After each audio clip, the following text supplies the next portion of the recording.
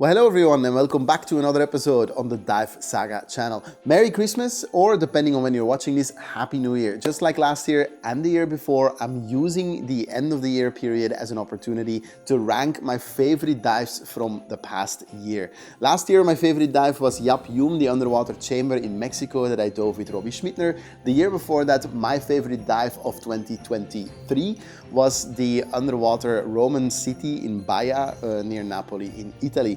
And this year I have another number one that I think actually might top those other two. So pretty cool, something to look forward to.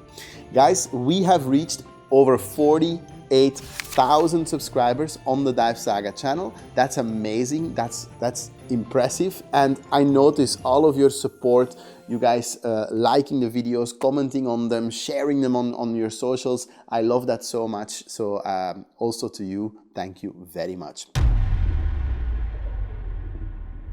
My 10th favorite dive of 2025, so 10 out of 10, was the HMS Hellespont, a super cool World War II wreck lying at 40 meters, a paddle steamer from World War II that was even filled with rubble. It sank in the harbor of Valletta and then was sank a second time to be scuttled outside of the harbor, even with some bullet debris on board. So super cool dive. It was part of our World War in Malta mini-series.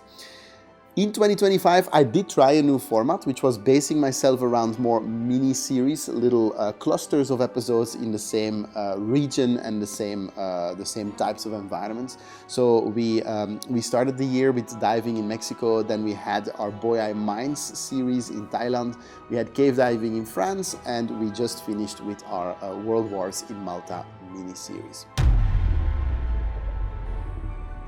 And so my ninth favorite dive of the year, a very common one, was l'Emergence du Ressel, a cave in France, probably the cave in France, the most famous one, the most loved one, and one that I finally got to dive this summer as part of our French Caves mini-series.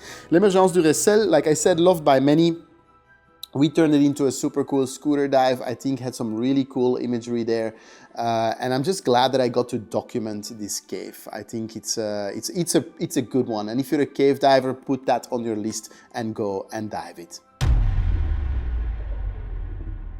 My 8th favorite dive of 2025 is in the Boh Yai Mines, so it's from our Boh Yai Mines mini-series in Thailand, but it's specifically a mapping dive that I got to do with Mikko Pasi, so probably one of the world's best or most foremost cave divers, and both him and Patrick Whitman were engaged there in mapping the Boh Yai Mines. I was super grateful to be able to be tagging along, learned a lot. I love dives where I learn stuff as well, and I think in one of our episodes there we also tried to explain those methodologies on how to make their 3D maps.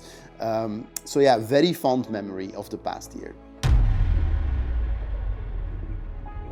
On number 7 of my 10 favorite dives of 2025 was the Schnellboot S31. It's actually the most recent episode on the DiveSAGA channel that you will find here. A German fast boat sunken by one of its own mines as it was laying mines, with torpedoes still on board. 68 meters deep, 213, 14, 15 feet. A lot of people asking why I didn't make that a rebreather dive. I only this year did my Mod 1 rebreather certification, so I'm simply locked out of those depths and using Trimix for now. Obviously, as I get better, I'll train into those levels, but for now that was a open circuit dive, and that's the reason. Lots of people commenting on the cost of the helium. Yes, that's true. Making these episodes for the DiveSAGA channel is not free. But super cool dive, especially because we did it with the permission of Underwater Heritage Malta, who specifically warned us for the presence of unexploded ordnance on the dive site. And that's correct.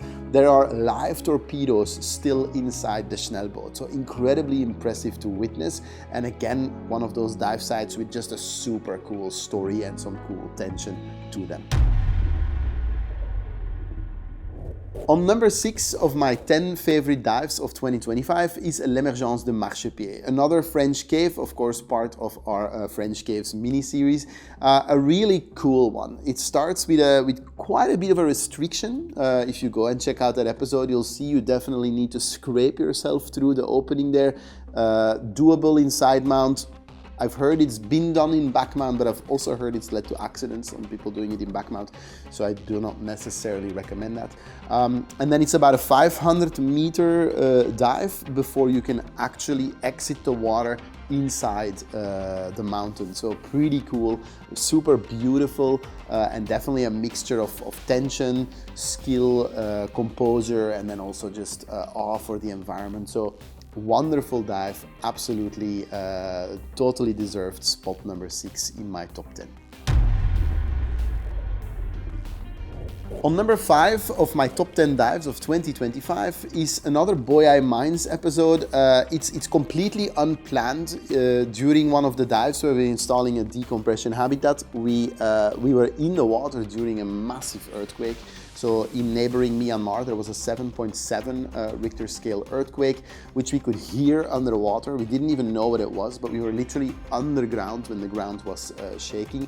So yeah, is that a cool dive? No, not necessarily, but it definitely left an impression. So of dives to remember, and the way that also added to the story and the mission and the storytelling. Definitely a well-deserved number 5 spot on my top 10 dives of 2025.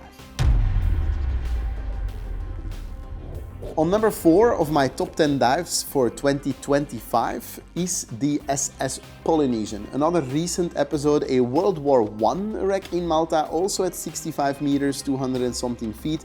Yet another trimix dive, relatively complex. A lot of people attempt this dive and don't manage it because of the conditions. We were lucky, really good V's, manageable current. We were on scooters nonetheless, but very manageable.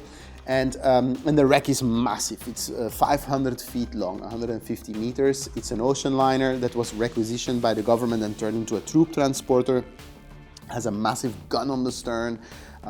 So yeah, super impactful dive site, very dramatic, and absolutely well-deserved number 4 spot there. My third favorite dive of 2025, 3 out of 10, is actually one that I never turned into an episode. People ask that sometimes, do I do dives that don't make the cut? Now, this one didn't make the cut because of quality issues, but sometimes I think it's also our responsibility on the DiveSAGA channel to consider whether it's prudent to tell a story or not. And so this one was a cave dive on Utila in Honduras, a small island where I lived for 15 years, where everybody always claims there's no caves, there's no caves. And so we managed to actually find some caves. I mean me and my friend Florian, who you sometimes see on this channel. We even heard stories of people decades ago having seen pottery in those caves. So people had been there once before. And when we finally managed to locate those caves, they seemingly have been ransacked. We did actually find some Pai pottery, so Pai being the pre-colonization peoples who lived there. So like super impressive, and you could definitely feel the spirits being present. And the fact that there was actually a cave of decent size in that environment, in the jungle, super cool. The reason that I ended up not cutting it into an episode is simply because we found several caves and they all very unique in their own way and actually very different. But as important as the story is, I think it's also important to consider the possible fallout of creating episodes like this. It's a teeny tiny island full of divers. The last thing that I wanted was to accidentally leave too many clues of where these caves were, and then uncertified or uncertified individuals or people with not the best intentions going again and further either damaging or removing something from the environment. So I really wish it's a story I would love to tell, but even now when I show you imagery, I purposely leave it somewhat vague because the last thing I want is to open up something that is vulnerable and unprotected and open it up to damage or to poor intent. Nevertheless, a dive that left a big impact on me this year and a deserved number 3 spot on the list. On number 2 of my favorite dives of 2025 is Le Gouffre de Cabouy. So it's another French cave, and it was a 3.2 or 3.6 kilometer dive, can't quite remember, but quite long in and out, a scooter dive. We had to film it all in one go, so we experimented a lot with our camera placement, Insta360, light placement. So technically, it's not the easiest dive. And when you start adding up all the required disciplines, your cave diving, your CCR diving, your scooter diving, your dry suit diving, so you're filming. So it does start adding up. And what makes a dive a really good dive for me is when the team synchronicity is absolute peak. And on that dive, that was absolutely the case. And so the story was good, the imagery was good, the dive was cool, but the team synchronicity, the planning and the execution was top. And for me, that is what makes a really good dive. So that is why it's my number 2 favorite dive of 2025. On number 1, I'm gonna do something that I had to do last year as well. Yeah, I count it by when I did the dives, not by when they were on the DiveSAGA channel. So last year that was the Yap Yum underwater chamber with Robbie Schmittner, which I had filmed in 2024, but only aired in 2025 this year. But that's why it's not on the list now. Otherwise it would be. It's a really cool dive.